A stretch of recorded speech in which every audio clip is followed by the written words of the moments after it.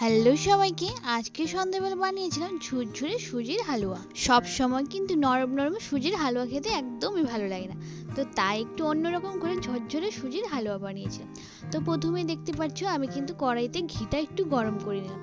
তারপরে দেখো সুজিটা দিয়ে এবার নাড়িয়ে চাড়িয়ে ভালো করে লাল করে ভেজে নেব। তারপর সুজিটা ভাজা হয়ে গেলে একটা বাটিতে কিন্তু নামিয়ে নিব। তারপরে কিন্তু আবারও ওই কড়াইতে দিয়ে দেব ঘি, তারপরে দুটো তেজপাতা আর এলাচি, তারপরে একটুখানি ড্রাই ফ্রুটও দিয়ে দিলাম। তারপর ভালো করে নাড়িয়ে চাড়িয়ে তার মধ্যে আবার সুজিটাও দিয়ে দিলাম। তারপর সুজিটাতে অল্প অল্প করে দুধ দিয়ে ভালো করে নাড়িয়ে চাড়িয়ে নেব। একবারে কিন্তু বেশি করে দুধ দেওয়া যাবে না, অল্প অল্প দুধ দিয়ে নাড়াতে থাকবো। তারপরে এটাতে দিয়ে দেবো চিনি আর ভালো করে কিন্তু নাড়াতে হবে। তো দেখতেই পাচ্ছ আমাদের সুজির হালুয়াটা কিন্তু একদমই রেডি, আর এটা কিন্তু খেতে ভীষণই টেস্টি হয়। তো তোমরা কিন্তু ঘরে একবার ট্রাই করতেই পারো। তো আজকের জন্য ভিডিওটা এতটুকুই, দেখা হবে নেক্সট ব্লগে।